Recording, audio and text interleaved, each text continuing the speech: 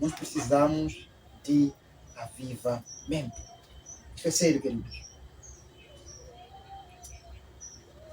Que as orações sejam nisto. Deus avive sua igreja. Acenda as chamas que outrora brilharam, mas que hoje estão apagadas. Não há fogo, não há fervor, não há vida, não há piedade, não há santidade. Mas há 5 pontos doutrinários lá. Há 5 solas lá. Conhecemos Calvino, conhecemos vários reformadores, conhecemos Edward Spurgeon. Quando então falamos deles. Mas se nós, pela graça do Senhor, lêssemos a biografia desses homens, nós íamos desaparecer. Tem um puritano registrado bastante no púlpito, Robert Murray McCheyne. Sabe, descobri que era considerado um homem muito santo na época dele. Há quem escreveu assim: a quem se compara a Robert Murray McCheyne em termos de piedade. Eu parei, afinal, esse homem era estimado tanto. Não era apenas homens que conheciam Cristo como o nosso Salvador, mas eram homens piedosos, irmãos. Homens santos.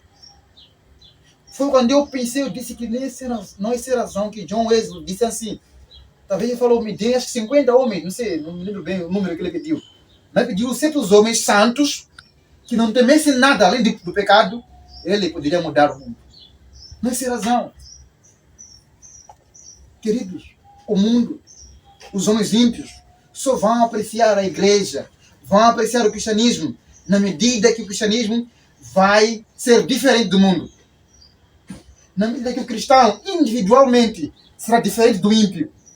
Mas se nós apenas expressar santidade entre nós, mas quando estiverem lá, ou quando estarmos lá com os ímpios, sermos iguais a eles, queridos, não há nada na nossa religião, apenas teoria que nos cerca. Um dia Paul Washer fez uma pregação incrível, que eu sempre tenho escutado. Pena que tinha apenas 2 minutos daquela pregação, acho 2 ou 3 minutos. O título é: a quem você está imitando? É meio que os missionários hoje na escatologia. O que tem a ver com a escatologia isso? Irmão, tem muito a ver com a escatologia assim. Se o fim está próximo, me diga da sua vida, a quem você está imitando? Se de fato Cristo virá, e quando ele vir, vai separar os homens, os povos, assim como um pastor separa do boi das ovelhas, em que grupo você estará? Os que estiverem à direita ou à esquerda? Isso tem muito a ver com a escatologia. Eu me recordo de Paulo, nessa epístola aos Tessalonicenses, ele dizia assim para eles: não recordam que quando estava convosco eu ensinava isso? O que ele ensinava aos irmãos? Que Cristo ia vir. Mas ele não está se manifestar, não dá a vir agora a Cristo, porque antes de ele aparecer, devem aparecer 2 sinais. Que é a apostasia e o homem do pecado. Só que agora, o homem do pecado não aparece por quê? Porque há alguma coisa que está ali deter para não aparecer.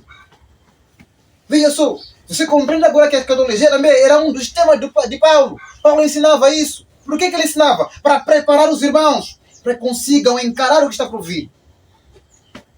Olha só, nós não apenas nos preparamos para encarar o anticristo ou o homem do pecado. Não, nos preparamos para receber o noivo que está prestes a vir. Com isso, não estou a dizer aqui que ele virá amanhã ou depois de amanhã, mas eu estou a dizer, ele está prestes a vir. Os sinais estão claros para nós. Há essa onda gigantesca dos falsos profetas, dos falsos mestres, a enganar a muitos.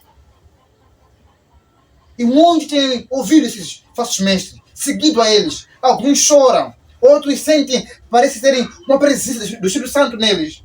Alguns falam línguas estranhas, que não são bíblicas. Não tem nada a ver com o quê? Com a manifestação genuína do Espírito Santo. E nós, que temos boa doutrina, o que temos feito? Será que, se nós nos vigiar um ao outro, e eu passar uma noite, 2 semanas com você, haverá de fato, vou verificar aquela piedade que tem sido aqui pregada a cada dia? Fala-se que pela primeira vez os cristãos, foram chamados de cristãos, foi em Antioquia. Por quê? A ideia é que as pessoas viram aqueles homens que diziam ser seguidores de Cristo a se comportar como Cristo. Eles falam aqui são cristãos. Foi um termo, a princípio, pejorativo. E nós hoje,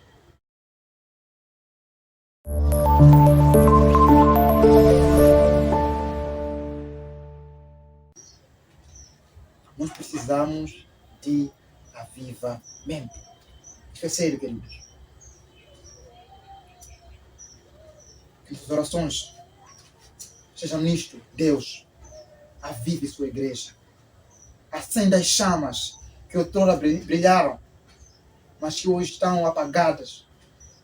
Não há fogo, não há fervor, não há vida, não há piedade, não há santidade. Mas há 5 pontos doutrinários lá. Há 5 solas lá. Conhecemos Calvino, conhecemos vários reformadores, conhecemos Edward Spurgeon. Quando então falamos deles. Mas se nós, pela graça do Senhor, lêssemos a biografia desses homens, nós íamos desaparecer. Tem um puritano registrado bastante no púlpito, Robert Murray McCheyne. Sabe, descobri que era considerado um homem muito santo na época dele. Há quem escreveu assim: a quem se compara a Robert Murray McCheyne em termos de piedade. E o pariu, afinal, isso era estimado tanto. Não eram apenas homens que conheciam Cristo como o nosso Salvador, mas eram homens piedosos, irmãos. Homens santos. Foi quando eu pensei, eu disse que não é essa razão que John Wesley disse assim. Talvez ele falou, me dê acho que 50 homens, não sei, não me lembro bem o número que ele pediu. Mas pediu certos homens santos que não temessem nada além do pecado, ele poderia mudar o mundo. Não é essa razão. Queridos, o mundo, os homens ímpios, só vão apreciar a igreja, vão apreciar o cristianismo, na medida que o cristianismo vai ser diferente do mundo. Na medida que o cristão, individualmente, será diferente do ímpio. Mas se nós apenas expressar santidade entre nós, mas quando estiverem lá, ou quando estarmos lá com os ímpios, sermos iguais a eles, queridos, não há nada na nossa religião, apenas teoria que nos cerca. Um dia Paul Washer fez uma pregação incrível, que eu sempre tenho escutado. Pena que tinha apenas 2 minutos daquela pregação, acho 2 ou 3 minutos. O título é: a quem você está imitando? Já é meio que os missionários hoje na escatologia. O que tem a ver com a escatologia isso? Irmão, tem muito a ver com a escatologia assim. Se o fim está próximo, me diga da sua vida, a quem você está imitando?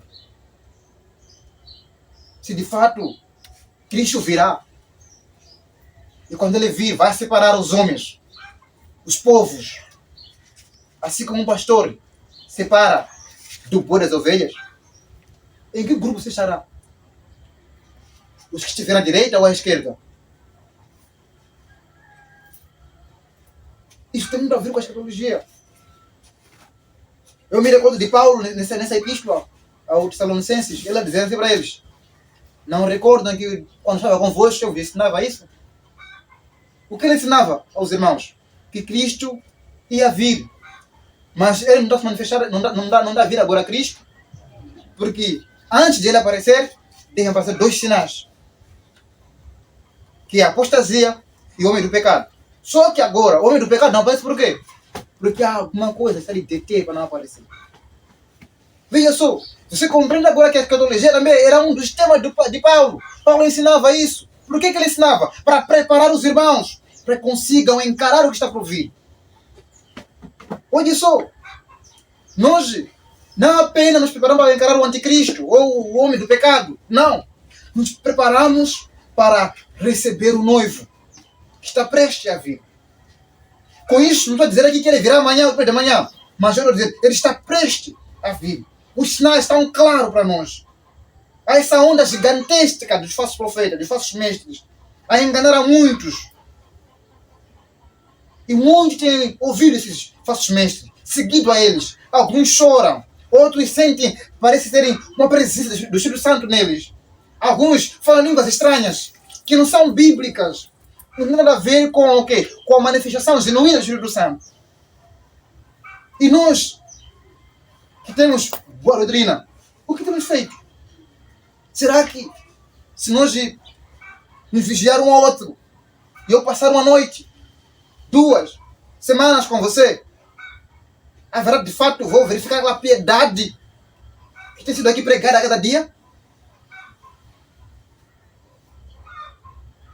Fala-se que pela primeira vez os cristãos, foram chamados de cristãos, foi em Antioquia. Por quê? A ideia é que as pessoas viram aqueles homens que diziam ser seguidores de Cristo a se comportar como Cristo. Eles falam aqui são cristãos. Foi um termo, a princípio, pejorativo. E nós hoje,